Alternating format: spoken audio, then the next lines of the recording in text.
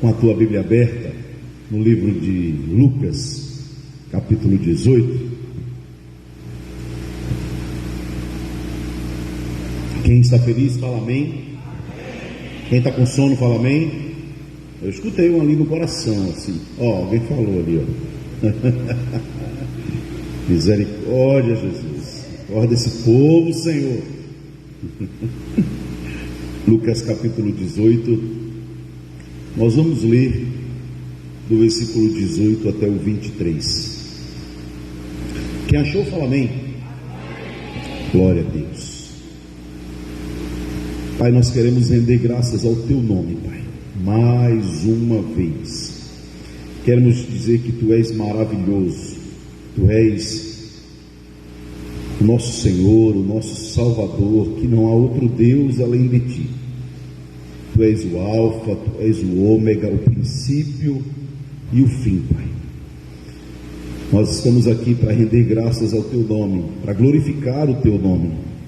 Nós viemos aqui para exaltar o teu nome, Pai.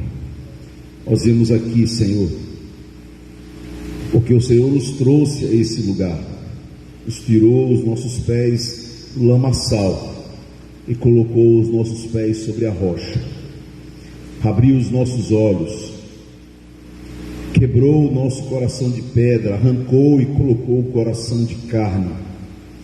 Nós viemos aqui, Senhor, para dizer que o Senhor tirou as escamas dos nossos olhos. A tua palavra diz que o Senhor coloca em nós o querer e o efetuar. O Senhor nos trouxe aqui essa manhã e nós queremos exaltar o teu nome, de tudo quanto já foi dito, lido, cantado. Nós ainda queremos, Pai, mais um pouco ouvir a tua voz essa manhã. Fala ao nosso coração de uma forma que não fique dúvidas, Pai, de uma forma em que a gente não saia daqui confuso, mas entenda que a tua palavra que conforta, exorta, consola e edifica continua a mesma ontem, hoje e eternamente. Nós bendizemos o teu nome, amarramos o valente, te pedimos, nos dá sede e fome da tua palavra, para a glória do teu nome. E toda a igreja diz: pode sentar, queridos. Glória a Deus. Versículo 18 em diante diz assim a palavra do Senhor: certo jovem, certo homem de posição perguntou: bom mestre, o que farei para herdar a vida eterna? Respondeu-lhe Jesus: por que me chamas de bom? Ninguém é bom senão um, que é Deus. Sabes os mandamentos: não adulterarás, não matarás, não furtarás, não dirás falso testemunho, honra a teu pai e a tua mãe. Replicou ele: tudo isso tenho observado desde a minha juventude. Ouvindo, Jesus disse-lhe: uma coisa ainda te falta.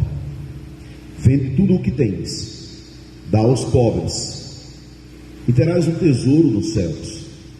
Depois vem e segue-me. Mas ouvindo ele essas palavras, ficou muito triste, porque era riquíssimo. Até aqui o versículo de número 23, um dos textos muito conhecidos da Bíblia. Na minha Bíblia tem o título Jovem Rico, provavelmente deve ter o mesmo texto na tua Bíblia, como Jovem Rico. Eu quero, antes de começar a expor esses versículos, dizer algo muito importante para a igreja: que ser pobre não é garantia de salvação. Ser rico também não é garantia de salvação. Ser classe média também não. Então, não seja um franciscano achando que o voto de pobreza vai te fazer herdar os céus. E também não seja alguém materialista achando que por ter posses e até mesmo poder contribuir com a igreja, isso de alguma forma compre o teu ingresso aos céus. A pobreza, ela não é garantia de salvação, bem como a riqueza não é garantia de salvação. Existe um Deus com D minúsculo chamado Mamon.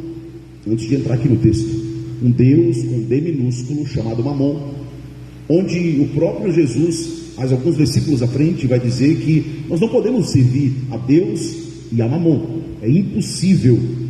E é interessante que esse Deus com D minúsculo, uma ação, uma entidade, uma ação maligna, ela é materializada de forma financeira, na questão do dinheiro, onde o apóstolo Paulo vai dizer na segunda carta a Timóteo que o problema não é o dinheiro, mas o amor ao dinheiro é a raiz de todos os males.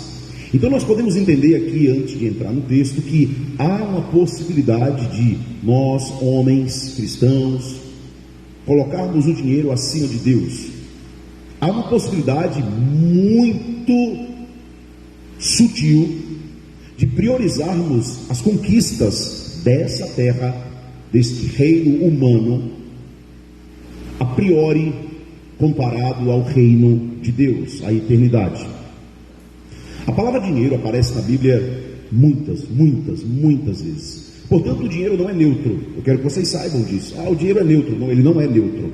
Ele provoca influência em todas as pessoas, não apenas dos ricos, mas principalmente também naqueles que não têm. Há um ledo engano das pessoas dizerem assim: Mamon então é o Deus dos ricos. Não. Mamon é o Deus de quem ama o dinheiro, e existem muitos pobres que amam o dinheiro, existem muitos ricos que amam o dinheiro. O contrário também é verdade. Existem muitos pobres que não amam o dinheiro, e também existem muitos ricos que não amam o dinheiro. Eu repito uma frase para os meus alunos, dizendo que dinheiro no bolso é bênção, mas no coração ele é maldição. O mesmo dinheiro, quando ele está no bolso, ele é bênção, mas quando ele está no nosso coração, ele é maldição. Bom, esse texto aqui, a gente vai ver 5 versículos, onde a gente vai trabalhar um pouquinho aqui eles. O primeiro versículo, versículo 18, e mantenha a tua Bíblia aberta. Certo homem, a Bíblia não diz o nome desse homem. Aqui o título diz que ele é jovem, mas não diz o nome desse homem. É uma coisa interessante que me vem aqui ao coração, quando a Bíblia não dá o nome a algumas pessoas, e eu não posso estar 100% certo, ou dono da verdade, mas quando a Bíblia não dá o nome a um personagem, parece que aquele personagem não é relevante. Me parece que aquele personagem não é relevante. Por exemplo, na Bíblia falam os 12 espias. Os 12 são relevantes, porque tem os nomes dos 12 lá, em Números capítulo 12, 13 e 14. Mas se eu perguntar para vocês qual o nome dos 12 espias, com certeza vocês não vão saber. Mas vocês vão saber de 2 espias. De quem? Josué e Calebe. Por quê? Porque tornaram-se relevantes. Então, a primeira coisa que ao ler esse texto é que mesmo a posição financeira desse homem não torna ela relevante para o Senhor Jesus Cristo, porque esse não é o critério que o Senhor estabelece para dar relevância em seu reino. Não é uma posição financeira, não é posses, porque Jesus poderia dizer aqui o nome dele, né? Um homem de nome, sei lá, A, B, C ou D, era muito rico, mas Jesus não cita nem o nome desse homem. Então, na minha leitura, na minha humilde leitura, no começo desse texto, a Bíblia não dá o nome, fala certo homem, mas a Bíblia dá que ele tem uma característica, ele tem aqui que ele é de grande posição, é uma posição reconhecida pela sociedade. Então a sociedade, ela reconhece um cargo, a sociedade, ela reconhece um título, a sociedade, ela reconhece posses, a sociedade reconhece diplomas, a sociedade reconhece pessoas eleitas, a sociedade reconhece. Mas esse não é o critério do Senhor Jesus para dar relevância, certo homem? E Jesus ainda acrescenta, de posição. Ele tinha uma posição diferente na sociedade. Ele tinha uma posição, provavelmente não era um qualquer, obviamente. Mas Jesus continua, dizendo que aquele homem que não tem nome, ele diz, bom mestre, o que farei para herdar a vida eterna? E aqui há a grande questão da humanidade, a vida eterna. Mas antes da questão da humanidade, ele vai dizer, bom mestre. E nós sabemos que o nosso Deus, ele é Deus Pai, Deus Filho e Deus Espírito. Obviamente que há algumas linhas heréticas para dizer que não há trindade. Infelizmente, há algumas linhas heréticas para não reconhecer a trindade, para não dizer que existem Deus Pai, Deus Filho ou Deus Espírito. apenas vai dizer que existe o Deus Pai e que Jesus, o Filho, é um homem de grande relevância na história, na sociedade, mas que não é Deus. Inclusive, os judeus não messiânicos dizem que Jesus não é Deus. Ele diz que Jesus é um homem de posição, um homem relevante, um homem que fez uma marca na história, mas eles não reconhecem que Jesus é Deus. Eu já ouvi inclusive alguns falsos cristãos dizerem que Jesus não é Deus por conta desse versículo, dizendo assim: mas se o próprio Jesus diz que ele não é Deus, então ele não é Deus. Não, irmãos, não. O Jesus Filho, aqui nesse contexto, está exercendo a função 100% homem, em obediência a tudo, inclusive citado pelo meu irmão Felipe hoje pela manhã, no batismo de Jesus. João Batista dizia: não sou nem digno de atar as sandálias dos teus pés, reconhecendo Cristo como Deus e Jesus Cristo como homem, diz: mas vai e cumpre, para que seja cumprido tudo quanto está na lei. Ele reconhece que ele é Deus, mas ainda assim ele vai lá e batiza Jesus. Então esse homem diz: bom mestre, ou seja, provavelmente esse homem de posição ouve a fama de Jesus. E por que a fama? Porque eu estou usando a palavra fama aqui, porque milagres atraem multidões. Eu quero que vocês saibam disso. Milagres atraem multidões. Jesus, ele tinha um ministério de cura, de pregação, de ensino, de evangelismo, e uma dessas partes do seu ministério era: por onde ele passava, coxos andavam, cegos enxergavam, por onde ele andava, mudo, surdo ouvia, por onde ele andava, leprosos eram limpos. E essa fama se espalha, obviamente. Ela se espalhou de tal forma que este homem que não conhecia Deus, vale ressaltar, este homem que não conhecia Deus, chama Jesus de bom mestre, porque na cultura dos fariseus, um mestre, um doutor da lei, ou um rabi, um rabino, era alguém que estava ensinando as escrituras. E este homem chama Jesus de mestre, no sentido de professor, no sentido de pregador, no sentido de não conhecê-lo como Deus. E Jesus faz questão de dar uma resposta para ele, de uma forma em que a gente possa entender. Jesus diz assim, no versículo 19, aliás, antes de entrar no versículo 19, ele chama Jesus de bom mestre e ele faz a pergunta, que é a pergunta mais importante de uma vida inteira. Porque se a pergunta fosse: o que eu faço para ser médico? A resposta é: faz o curso de medicina. Se a pergunta fosse: o que eu faço para ser motorista? Vai para a autoescola e tira a tua habilitação. Se a pergunta fosse: o que eu faço para virar um Masterchef? Faz um curso de cozinheiro e vai virar um Masterchef. O que eu faço para ser uma costureira? Faz um curso de corte e costura e torna-se uma costureira. Se a pergunta fosse: o que eu faço para aprender eletricidade? Olha, ou você faz um curso, ou você se torna autodidata para cada uma das profissões e você pode se tornar alguém dessa profissão. Mas a pergunta da humanidade, a pergunta mais crucial de toda uma vida é a eternidade. Eclesiastes capítulo 3 vai dizer que há um espaço no coração do homem que só pode ser preenchido por Deus, porque Deus colocou a eternidade no coração dos homens. Deus colocou a eternidade no coração dos homens. E quando eu falo eternidade, eu não estou falando necessariamente dos céus, mas também da condenação eterna.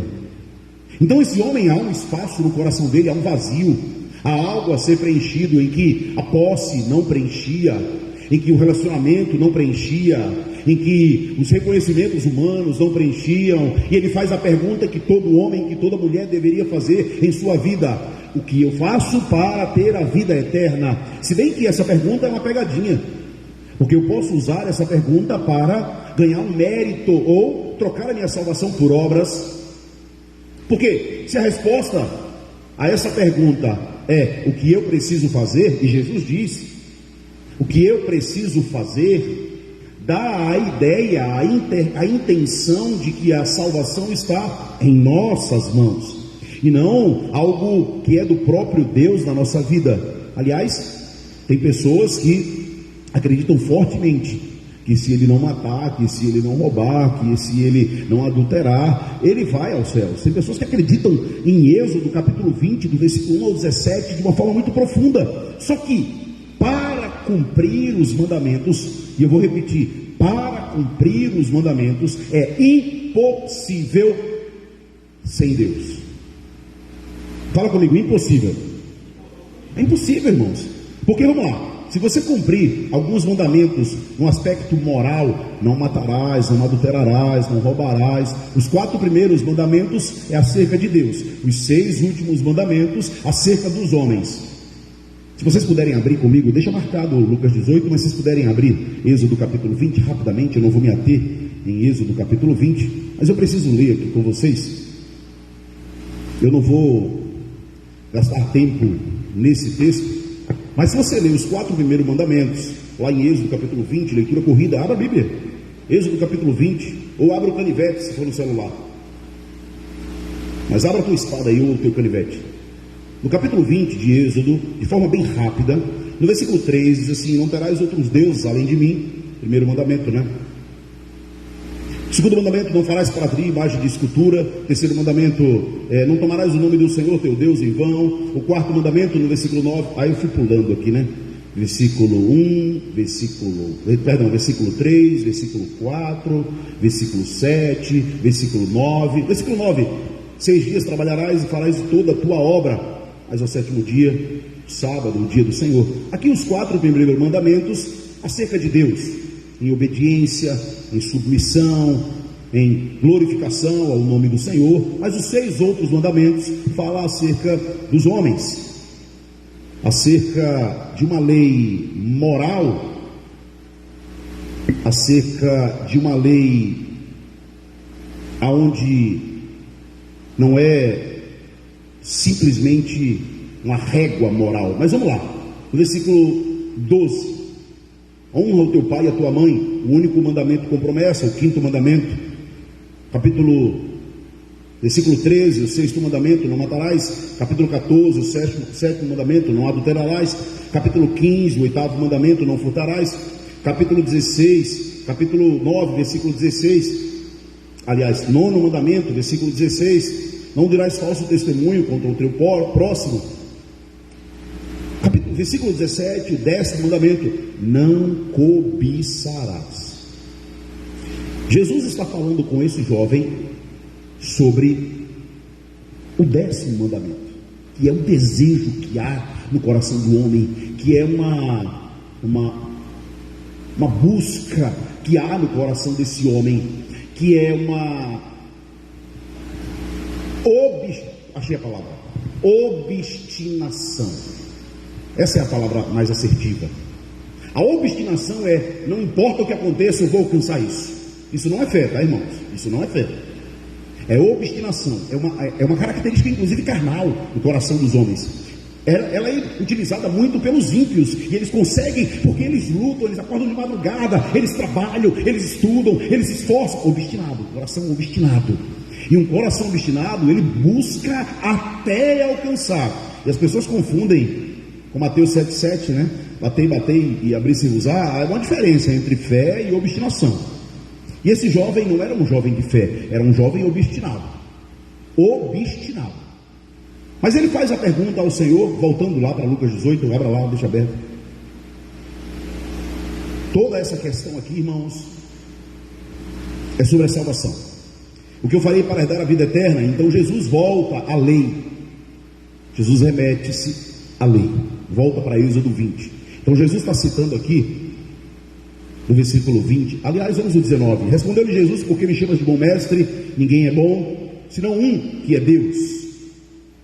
E se esse jovem conhecesse Jesus, ele diria: mas tu és o Filho do Deus vivo, Cristo, como Pedro disse em Mateus capítulo 6. E Jesus responderia para ele: não foi a carne nem o sangue que te revelaram, mas foi o meu Pai que está nos céus. Mas esse jovem está com os olhos fechados, e ele não consegue enxergar Jesus como Deus. E Jesus deixa isso claro aqui no versículo 19, que ele tinha escamas nos seus olhos, porque Jesus diz para ele assim: por que me chamas de bom mestre? Bom só há um que está nos céus. E eu vou voltar a Mateus capítulo 16, versículo 18, quando Jesus, não precisa ler nem abrir, quando Jesus diz para Pedro assim: o que o povo diz que eu sou? E ele diz: diz que tu és o Elias, não diz que tu és Jeremias, não diz que tu és João Batista. Não conhecia, o povo não conhecia Deus. E aí, depois na sequência, Jesus pergunta aos discípulos: e vocês, quem dizes que eu sou? E aí Pedro, o mais ousado dos apóstolos, mais ousado dos discípulos, o mais bruto, o mais entrão, mais para frente, como diz meu sogro, diz: tu és o Cristo, Filho do Deus vivo. E aí Jesus responde para Pedro: não foi a carne e nem o sangue que tu revelaram, mas foi o meu Pai que está nos céus. Esse jovem não tem essa revelação dada por Deus a ele. Eu quero que vocês entendam isso. No versículo 19, Jesus dá a oportunidade de mostrar a quem estava ao seu redor, e não para aquele jovem, para quem estava ao seu redor, que aquele homem era um homem carnal, que aquele homem não era um homem espiritual. O Paulo vai dizer que o homem espiritual discerne todas as coisas, consegue compreender todas as coisas. Então Jesus continua no versículo 20, já que é um diálogo que ele quer, já que é uma regra humana que ele quer, já que é toma lá da cá que ele quer, já que é mérito que ele quer, já que ele pensa que é o esforço ou a obstinação humana, já que ele acha que é algo que a gente faça para ter a eternidade. Então Jesus vai lá e cita Moisés, Êxodo. Ele diz: sabes os mandamentos? E aí ele começa a citar os mandamentos. Ele começa a citar aqui, ele já dá um pulo, irmão. Ele já vai lá para a lei moral ali, ó. Ele já vai, ele não vai para o começo, não. Ele já vai para que mandamento, Jesus? Quinto mandamento? É para o quinto? Jesus começa no quinto? No quarto? Não, peraí, a gente fez agora a escola, a prova aqui, o teste, agora é prova, irmão. A gente estudou. Ele começa com qual mandamento? Quando ele diz assim: olha, sabes os mandamentos? Não matarás. Não matar, qual é o mandamento? É o primeiro, o segundo, o terceiro, o quarto, o quinto, sexto ou sétimo? Vamos ver.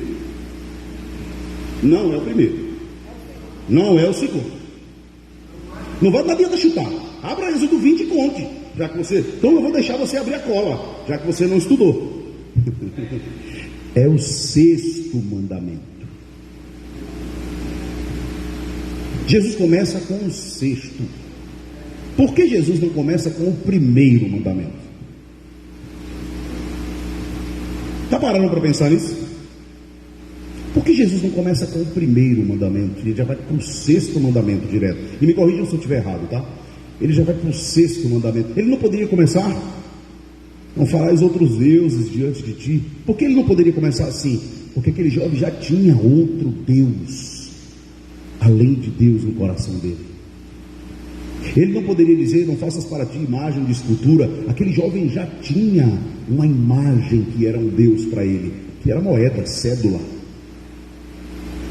Ele não poderia dizer: não adorarás, nem darás culto a outro senhor. Mas ele dava culto a outro senhor, a outro Deus com D minúsculo, que era Mamon. Jesus não poderia dizer: não tomarás o nome do Senhor em vão. Poderia, mas Jesus começa com o sétimo mandamento. Jesus diz assim: não matarás. Depois Jesus pula para o sexto mandamento. Depois Jesus pula o sétimo. Será que Jesus pula porque ele esqueceu os mandamentos? Ele já vai para o oitavo, depois do sexto, ó. Não matarás, depois ele vai para não furtarás. E não furtarás é o oitavo, pulou o sétimo. Volta para o sexto. É interessante isso, né? Volta e vai, brinca lá com os mandamentos. E aí Jesus continua, ele vai dizendo assim: honra o teu pai e tua mãe. Volta para o quinto lá na frente, ó. Lá na frente, no final do versículo 20, ele volta para o quinto. Não, é honra o teu pai e a tua mãe, não é isso? Antes de citar honra teu pai e tua mãe, ele vai dizer: não dirás falso testemunho, o nono mandamento. Jesus confunde aqui a cabeça daquele jovem. Peraí, ele está falando de uma ordem aleatória, ele está falando de uma ordem que eu não consigo compreender, porque eu li a lei, eu li o Pentateuco, eu conheço a lei, mas me parece que ele está pulando alguns aqui. Jesus faz de propósito isso, porque, eu vou repetir para vocês, é impossível cumprir toda a lei. É impossível. E eu vou dizer por que é impossível. Porque Jesus vai dizer assim, quando ele vem para anunciar a boa notícia, Jesus vai dizer assim para a gente: olha, vocês ouviram o que foi dito, não adulterarás, eu porém vos digo, aquele que olhar com intenção impura já está adulterando. Eu não vou perguntar e nem pedir para ninguém levantar a mão para não expor ninguém, mas todos nós quebramos a lei. Jesus vai dizer assim: ouviste o que foi dito, não matarás, eu porém vos digo, aquele que odiar o seu irmão. Então nós não cumprimos a lei. Eu quero que vocês saibam disso. Eu quero que vocês saibam que não há mérito nenhum em nós. Eu quero que vocês saibam que nós somos, como diz o Senhor a Moisés, trapo de imundície. Eu não sei se vocês sabem o que é trapo de imundície, é uma palavra bonitinha para absorvente usado. A palavra do Senhor nos chama de verme de Jacó, vermezinha de Jacó. Eu quero que vocês saibam que nós somos repugnáveis diante de Deus, não apenas pelo nosso comportamento, mas pela velha natureza, pela nossa natureza pecaminosa. Em pecado me concebeu a minha mãe, em pecado eu nasci.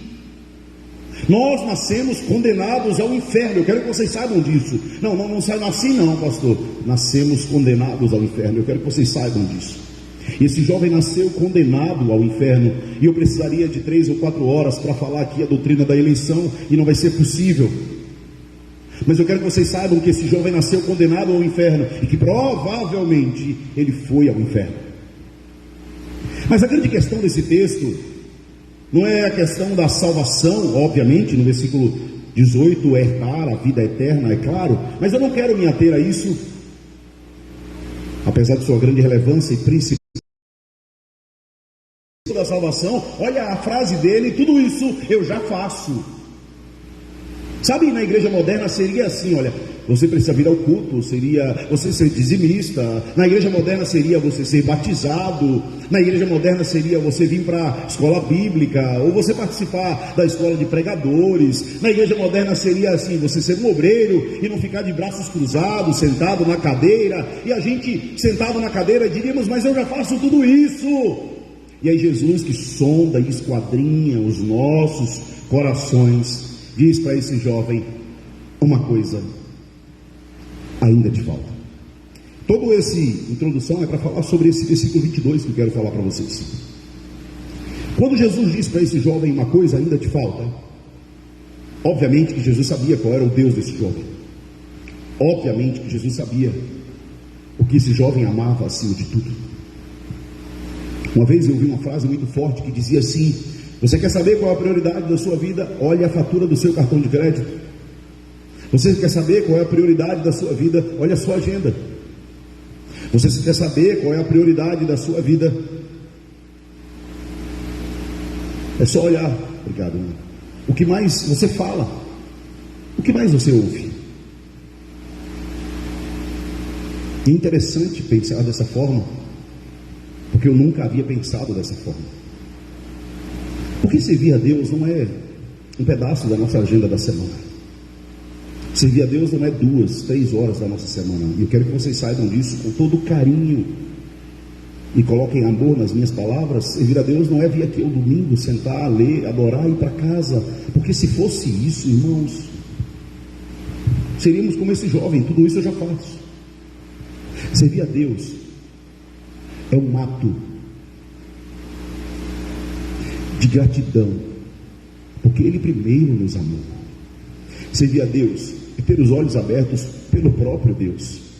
Servir a Deus é ter o coração quebrado pelo próprio Deus. Servir a Deus é ter a mão livre, porque estávamos em algemas espirituais que foram quebradas pelo próprio Deus. Servir a Deus é ter os nossos pés sobre a rocha, porque Ele um dia tirou os nossos pés do lamaçal, e foi o próprio Deus que fez isso. O próprio Deus que fez isso. Então não há mérito nenhum em nós, não há honra nenhuma em nós. Os católicos são assim, os fariseus são assim, que eles são completamente meritocratas. Eu faço isso e Deus me dá aquilo, eu me ajoelho, eu pago minha promessa e Ele cumpre o milagre. A relação com Deus, ela é muito mais profunda, muito mais intrínseca, muito mais intensa, muito mais verdadeira. Não há nada que eu e você faça aqui na terra que seria capaz de pagar o sacrifício de Cristo na cruz do Calvário, absolutamente nada. O apóstolo Paulo vai dizer isso na primeira carta aos Coríntios, no capítulo 13. Ainda que eu dei o meu corpo para ser queimado, tudo isso não valeria de nada. E eu quero que vocês entendam que a salvação, ela é a grande questão da humanidade. Mas só que Jesus chega aqui para esse jovem e diz: uma coisa ainda te falta. E eu não quero incorrer no erro de achar que o comportamento que nós temos, quando nós corrigimos ele, nós seremos salvos. Eu não quero entrar nessa linha tênue e perigosa de que a salvação é baseada em comportamento humano. Não é, e nem há uma régua moral. A salvação também não é baseada nela. Mas eu não posso me furtar em dizer que um salvo, ele não vive com a vida de pendências. Eu não posso me furtar em dizer que um salvo não renuncia. Eu não posso me furtar em dizer que um salvo, ele não precisa rejeitar coisas. Eu não posso me furtar a dizer que um salvo, ele não precisa negar muitas coisas. Porque então, irmão, seríamos Playmobil, com todo carinho aos mais novos. Playmobil é aquele bonequinho que a gente fazia salgadinhos com ele. Então seríamos assim diante de Deus. Ele me salvou e eu vou aqui, ele brinca comigo. Não. Nós podemos e devemos fugir da aparência do pecado. Nós podemos e devemos santificar a nossa vida. Nós podemos e devemos, em Deus, nos arrepender dos nossos pecados. A palavra do Senhor vai dizer que a tristeza segundo Deus, até Deus produz tristeza em nós para o arrependimento. A tristeza segundo Deus, 1 Coríntios capítulo 10, segundo Deus, produz arrependimento para a salvação. Eu vou te falar uma coisa aqui tão forte, mas até o arrependimento vem de Deus para a nossa vida. E cada um de nós podemos achar que pela cultura cristã e evangélica dos últimos 30, 40, 50 anos, onde foi pregado a vida inteira que a salvação é um mérito, nós estamos aqui quebrando talvez um muro de aço, para que eu e você entenda que essa coisa que nos falta não nos leva aos céus, mas essa coisa que nos falta é a nossa guerra de todos os dias. Essa coisa que nos falta é os nossos olhos que são concupiscentes, é o nosso coração que é enganoso, é o desejo da nossa carne, é a intenção do nosso coração, é a motivação pelo qual fazemos as coisas. É possível que alguém pregue para Deus, para a glória de Deus, e é possível que alguém pregue para a glória própria. É possível que alguém oferte para a glória de Deus, e é possível que alguém oferte para reconhecimento humano, como Ananias e Safira em Atos no capítulo 5. É possível que alguém coloque muito dinheiro no gasofilaço e ainda assim dê as suas sobras, e é possível que alguém coloque 2 moedinhas e agrade ao Senhor, como aquela viúva. Eu quero que vocês entendam que a equação não é humana. Nós aprendemos desde a infância: faça isso para merecer aquilo, faça isso para merecer aquilo. Se comer tudinho, mamãe vai te dar um presente. Se estudar, vai tirar uma nota boa. Se for pontual, e se você for sério no trabalho, e se você for dedicado, provavelmente você vai ser reconhecido e tal. Talvez até receba um aumento, talvez até seja promovido. Eu quero que vocês saibam que essa relação com Deus não funciona. Essa relação com Deus não funciona. Mas essa relação era a mesma relação que o jovem queria no diálogo com Cristo. O que eu preciso fazer para herdar a vida eterna? Para esse diálogo de criança com a mãe. Eu tenho que comer tudinho para ganhar mamãe. Provavelmente um diálogo de quem não conhece Deus, um diálogo de quem estava com os olhos fechados, com o coração endurecido, Um diálogo onde a palavra do Senhor, que o príncipe deste século cegou o entendimento de muitos. Ele tinha sido alvo desse entendimento cegado pelo príncipe deste século.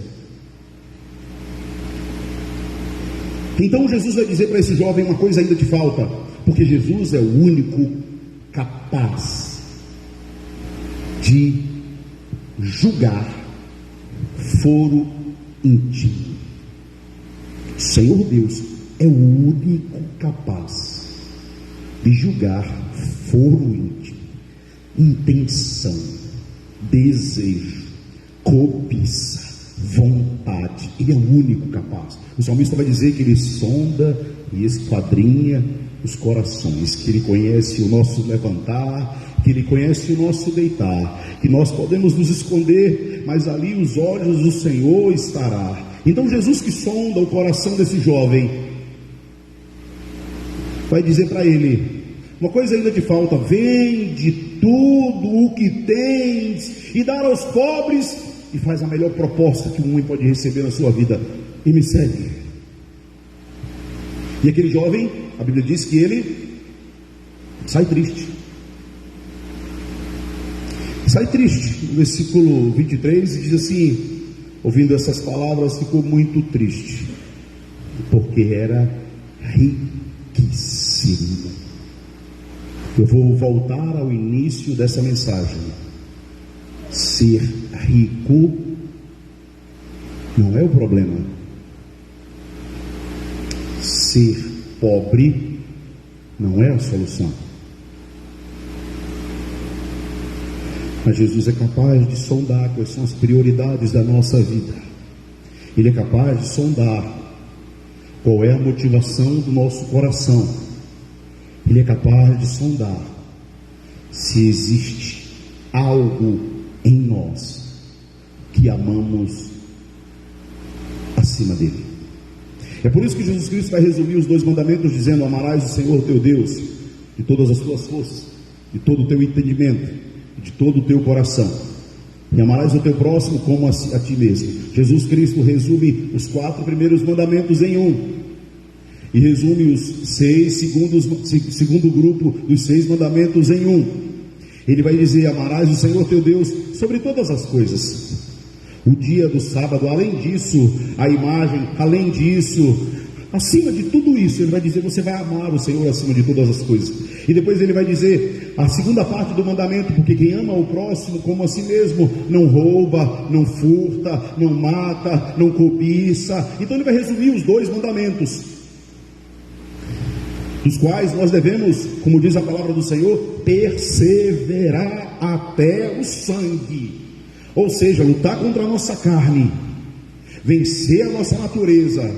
Mas nós não fomos justificados, lavados, remidos, nós não fomos regenerados, mas nós estamos num processo chamado santificação, sem a qual ninguém verá a Deus, diz o autor de Hebreus. Ninguém verá a Deus.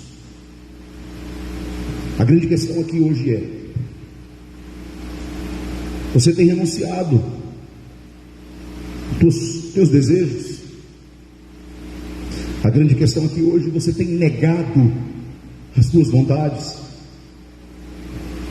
As grandes questões aqui hoje é: você tem rejeitado relacionamentos? A grande questão aqui hoje é: você tem se afastado da aparência do mal? A grande questão aqui hoje é: onde está o teu coração?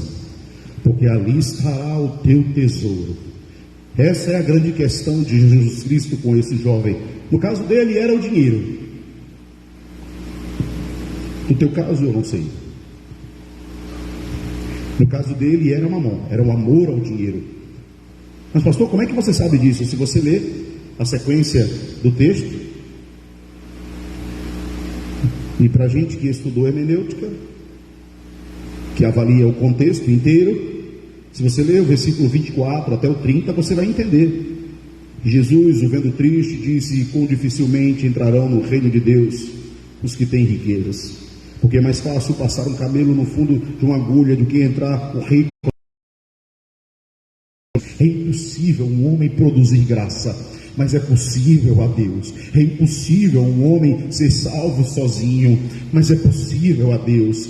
E disse Pedro: eis que nós deixamos a nossa casa e te seguimos. Respondeu-lhe Jesus: em verdade te digo que ninguém há que tenha deixado casa, mulher, irmãos, pais, filhos, por causa do reino de Deus, que não receba neste presente século muitas vezes mais, e no mundo do porvir a vida eterna. Eu posso afirmar para vocês que o prazer da carne é infinitamente superior ao galardão nos céus e a alegria de servir na terra.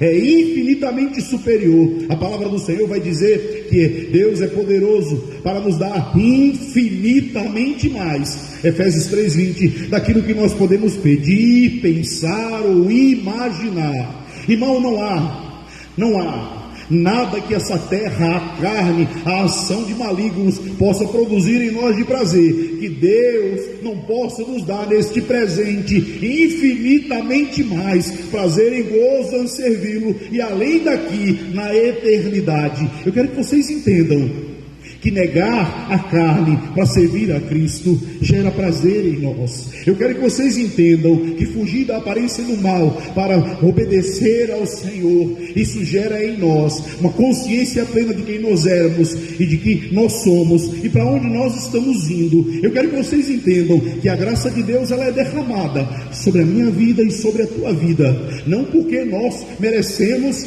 ou não porque nós fizemos por merecer. Porque a palavra do Senhor em Efésios vai dizer que não é por obras para que homem nenhum se vanglorie. Para que homem nenhum se vanglorie.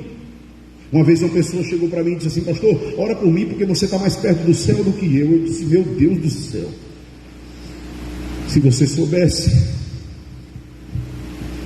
como eu sou pecador. Então me dá a mão aqui, irmão, vamos orar nós dois juntos. Sabe quando Pedro disse a Cornélio em Atos no capítulo 10, Cornélio ao ver Pedro se ajoelhou, Pedro pega na mão de Cornélio e diz: levanta, rapaz, eu sou homem igual a você. Sabe quando o autor de Hebreus diz que Elias orou e choveu, orou e parou de chover, era homem com as nossas mesmas paixões. Nós temos grandes desafios, irmãos, para vencer a nossa carne. Grandes desafios para honrar o nome de Deus na nossa vida. Grandes desafios para ser um cristão verdadeiro, não aqui dentro, fora da igreja. Nós temos grandes desafios. E se a pergunta hoje fosse de Jesus, não para o jovem, mas para você e para mim: uma coisa ainda te falta. Não precisa você me falar, mas você sabe qual é a tua maior guerra. Você sabe qual é a tua maior luta. E se você é um salvo, você sabe, com toda comparação ridícula, mas você sabe qual é o espinho que te incomoda. Você sabe o que é que você tem que vencer. Se são seus olhos, se é o teu coração, se é uma apatia espiritual, se são prioridades outras, se é negligência. Hoje uma coisa me marcou muito forte pela manhã, é ver o cumprimento da palavra do Senhor, que os príncipes das trevas, os filhos do reino das trevas, são mais astutos do que os filhos de Deus, saindo para evangelizar, para ganhar um prosélito, saindo para evangelizar, pregando um falso evangelho, saindo para evangelizar, porque eles acreditam tão fortemente naquilo, que mesmo estando cegos, eles estão em obediência. Mas nós que tivemos os olhos abertos, que o coração de pedra foi transformado num coração de carne, que saímos da lama e fomos colocados sobre a rocha, que não estamos mais no reino das trevas, fomos colocados no reino do seu amor, nós estamos negligenciando, e como disse Davi: o zelo da tua casa me consumiu. Aonde está esse zelo? Aonde está esse amor ao Senhor? Eu não estou falando de hoje de manhã, eu estou falando de vida. Eu estou falando de casamento, eu estou falando de pagar contas, eu estou falando de criação de filhos, eu estou falando de honrar o nome do Senhor, aí do lado de fora, como os vizinhos te enxergam, a roupa que você veste, o que você assiste na internet. Eu estou falando de vida. vida com Deus. Uma coisa ainda te falta. Uma coisa ainda te falta. Hoje pela manhã um irmão me mandou uma mensagem de áudio dizendo assim: eu estou muito ocupado, não posso ir na igreja hoje.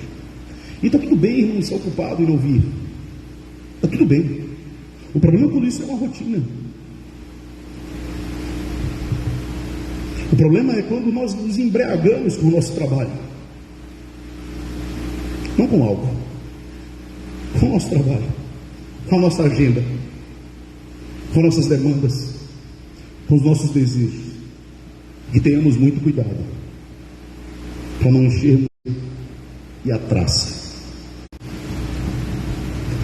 E após essa pergunta ele disse aqui: eu vou estar na glória, exaltando, as coisas não roubam o meu coração, não tomam o lugar de Deus no meu coração.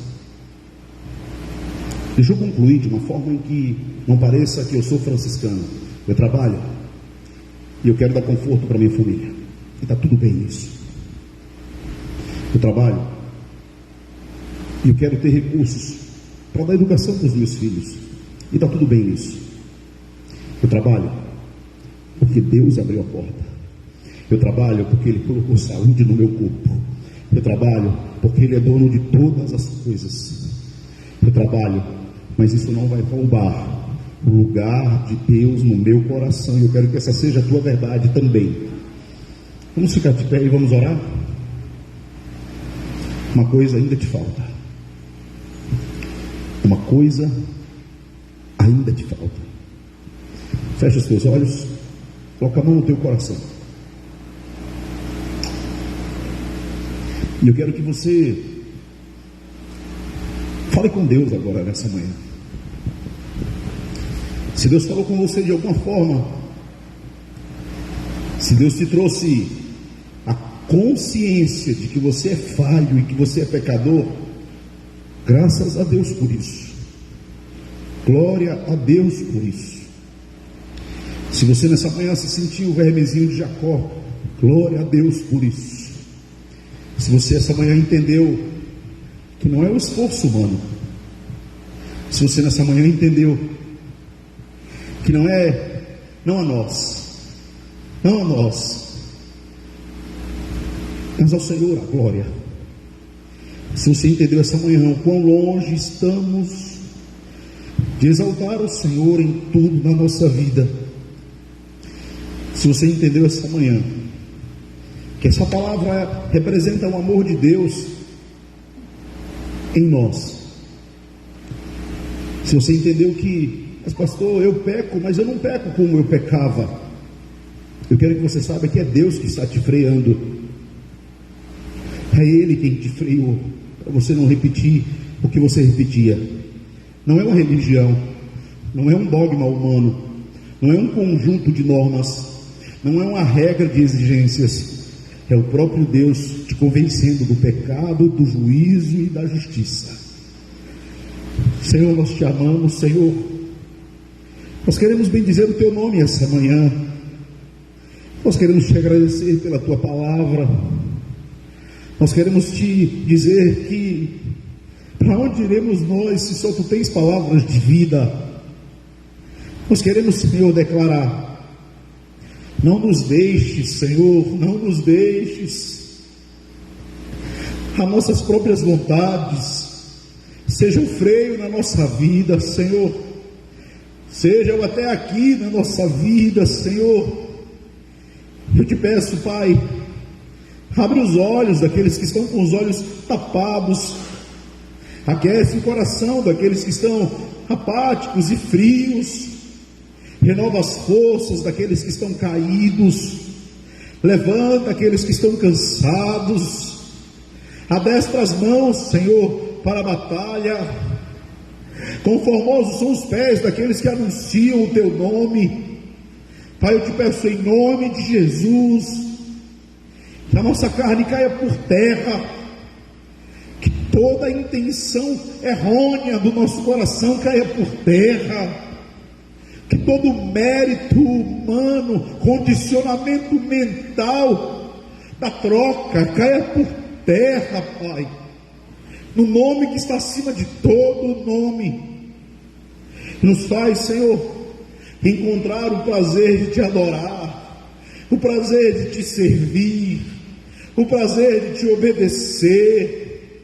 Como disse Davi, me alegrei quando me disseram: vamos para a casa do Senhor. Como disse, Senhor, o salmista: mais vale um dia na tua casa do que 1000 em outros lugares.